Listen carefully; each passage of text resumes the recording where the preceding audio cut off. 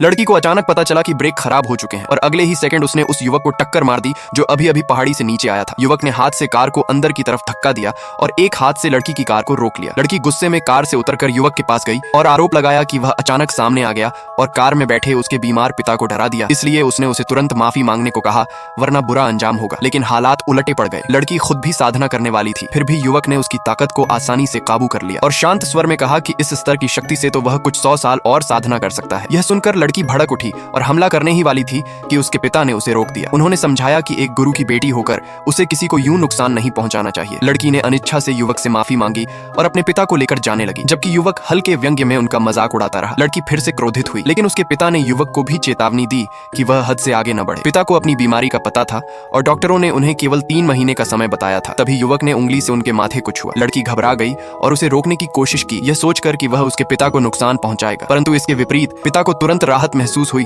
उनके शरीर में ऊर्जा लौट आई और उन्होंने युवक का आभार व्यक्त करते हुए उसे प्रणाम किया। युवक ने स्पष्ट किया कि अभी पूरी तरह इलाज नहीं हुआ है और पूर्णिमा की रात को नाड़ियों को खोलना होगा, तभी बीमारी जड़ से खत्म होगी। पिता ने कृतज्ञता स्वरूप अपनी बेटी से कार में रखी 2 बोतल देव शराब देने को कहा। वह शराब बेहद कीमती थी, फिर भी बेटी ने अनमने मन से उसे सौंप दिया। युवक, जिसका नाम सुई था, बोतल लेकर बिना धन्यवाद कहे ही चला गया। बेटी को वह ठग लगा, लेकिन पिता को विश्वास था कि वही उनका भाग्य बदलने वाला है। अस्पताल में जांच के बाद पता चला कि उनके कैंसर की आधे से ज्यादा कोशिकाएं खत्म हो चुकी हैं और डॉक्टरों ने इसे चमत्कार बताया। तब पिता पुत्री को एहसास हुआ कि वे किसी असाधारण व्यक्ति से मिले थे और उन्होंने पूरे शहर में सुई को ढूंढने का निर्णय लिया। उधर सुई 3 दिन से भूखा सड़क पर भटक रहा था कि तभी एक विज्ञापन उसके पास आया जिसमें सफल संतान प्राप्ति पर इनाम की बात लिखी थी।